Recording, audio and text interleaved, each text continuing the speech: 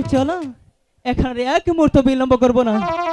আমরা যে অন্যায়টা করেছি এই অন্যায়টা কখনোই মাফ হতে পারে না। আমরা সেই গুরুদেবের কাছে গিয়ে ক্ষমা চেয়ে নেব, তাই তো? পাখিনি আমাদের গুরুজিকে আমাদের ক্ষমা করবেন। পাখিরাজ চলো না আমরা ক্ষমা চেয়ে দেখি।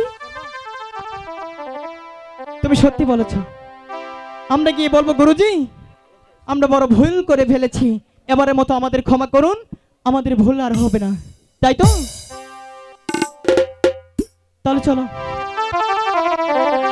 হাই রে চলো চলো বদল ইয়ারি নারী পাখি চলো যাই গুরুর কাছে।